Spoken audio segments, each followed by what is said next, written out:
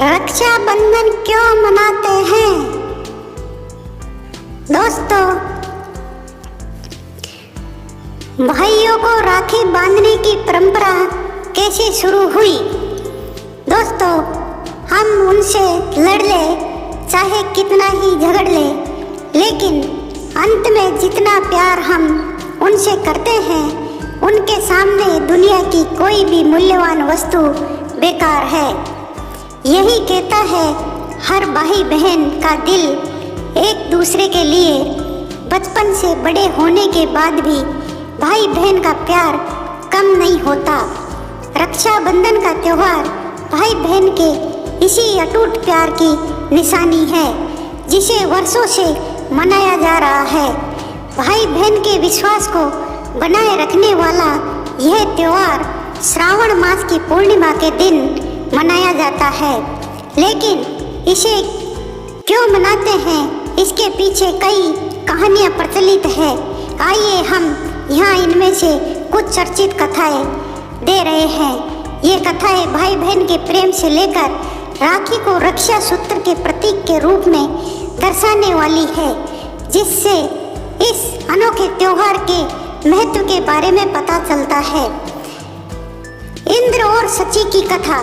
माना जाता है कि सबसे पहले राखी या रक्षा सूत्र देवी सची ने अपने पति देवराज इंद्र को बांधा था।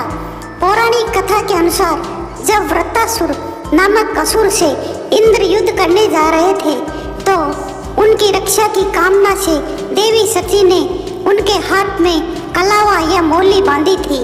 रक्षा सूत्र के प्रभाव से देवताओं की विजय हुई। देवी लक्ष्मी और राजा बलि की कथा। दोस्तों, पौराणिक कथा के अनुसार असुरों के दानवीर राजा बलि ने 100 यज्ञ पूरे करने का प्रण लिया था। यदि ये पूरे हो जाते तो वह तीनों लोकों का स्वामी बन जाता। इससे घबराकर इंद्र ने भगवान विष्णु से राजा बलि को यज्ञ पूरा करने से रोकने की प्रार्थना की। भगवान विष्णु ने वामन अवतार लिया और ब्राह्मण वेश धारण कर राजा बलि के यहाँ जाकर भिक्षा में 3 पग भूमि में स्वर्ग तथा पृथ्वी को नापते हुए तीसरे पग के बदले में राजा बलि को पाताल लोक में बस जाने के लिए कहा। बलि ने भगवान को अपने अतिथि के रूप में साथ चलने को कहा, जिससे वह मना नहीं कर सके, क्योंकि भगवान हमेशा भक्त के वश में होते हैं। जब लंबे समय तक विष्णु जी अपने धाम नहीं लौटे तो लक्ष्मी जी को चिंता होने लगी। तब नारद मुनि ने उन्हें राजा बलि को अपना भाई बनाने की सलाह दी और उनसे उपहार में विष्णु जी को मांगने को कहा। माँ लक्ष्मी ने ऐसा ही किया और इस संबंध को प्रगाढ़ बनाते हुए उन्होंने राजा बलि के हाथ पर राखी या रक्षा सूत्र बांधा। श्री कृष्ण और द्रौपदी की कथा। महाभारत में प्रसंग आता है कि राजसूय यज्ञ के समय भगवान श्री कृष्ण ने शिशुपाल का वध किया, तो उनका हाथ भी इसमें घायल हो गया। उसी क्षण द्रौपदी ने अपनी साड़ी का एक सिरा उनकी चोट पर बांध दिया। भगवान ने द्रौपदी को इसके बदले रक्षा का वचन दिया। परिणाम स्वरूप जब हस्तिनापुर की सभा में दुशासन द्रौपदी का चीर हनन कर रहा था, तब भगवान ने चीर बढ़ाकर द्रौपदी के मान की रक्षा की थी। कर्णावती और हुमायूं की कहानी। यह मध्यकालीन इतिहास की घटना है। चित्तौड़ की रानी कर्णावती ने दिल्ली के मुगल बादशाह हुमायूं को अपना भाई मानकर उनके पास राखी भेजी थी। हुमायूं ने राखी स्वीकार की और समय आने पर रानी के सम्मान की रक्षा के लिए गुजरात के बादशाह से युद्ध किया। यम और यमुना की कथा। मृत्यु के देवता यम और यमुना भाई बहन थे। हालांकि 12 वर्षों तक उन्होंने अपनी बहन से मुलाकात नहीं की थी। दुखी यमुना मदद के लिए देवी गंगा के पास गई, जिन्होंने यम को उनकी बहन के बारे में याद दिलाया और उनसे जाकर मिलने के लिए कहा। यमुना बहुत खुश हुई। उसने यम का भव्य स्वागत किया और उनकी कलाई पर राखी भी बांधी। यम अपने बहन के प्रेम से इतना प्रभावित हुए कि उन्हें अमरता प्रदान कर दी। यह भी घोषणा की कि कोई भी भाई जिसने राखी बंधवाई है और अपनी बहन की रक्षा करने का वायदा किया है, वह भी अमर हो जाएगा। संतोषी माँ के जन्म की कथा। दोस्तों, भगवान गणेश की बहन मनसा उन्हें राखी बांधने के लिए आती है।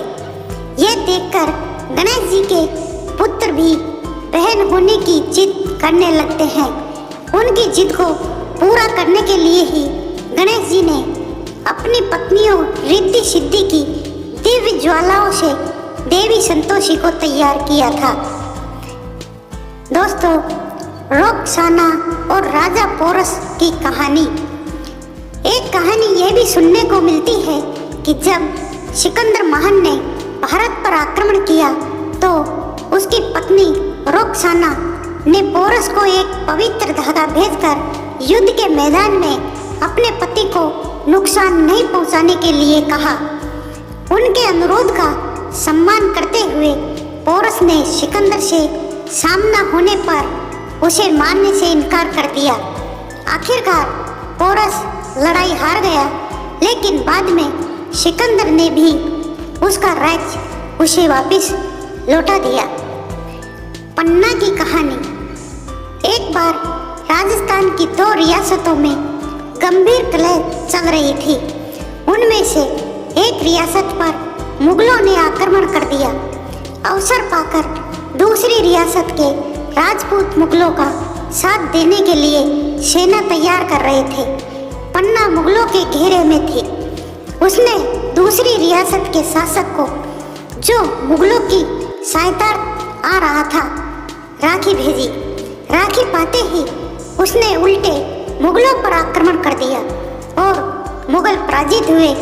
इस तरह रक्षाबंधन के कच्चे धागे ने दोनों रियासतों के शासकों को पक्की मैत्री के सूत्र में बांध दिया। दोस्तों, अलग अलग क्षेत्रों में अलग अलग नाम से पुकारा जाता है रक्षाबंधन के त्यौहार को। देश के कई क्षेत्रों में रक्षाबंधन को अलग अलग नामों तथा रूपों में मनाया जाता है। जैसे कि उत्तरांचल में इसे श्रावणी नाम से मनाया जाता है। राजस्थान में इस दिन राम राखी और चूड़ा राखी बांधने की परंपरा है। राम राखी केवल भगवान को ही बांधी जाती है। वह चूड़ा राखी केवल भाभीयों को चूड़ियों में बांधी जाती है। ये रेशमी डोरी से बनाई जाती है। तमिलनाडु, केरल जैसे दक्षिणी राज्यों में इसे अवनी अवितम के रूप में मनाया जाता है। दोस्तों, बताए हुए कहानी यदि पसंद आए तो सब्सक्राइब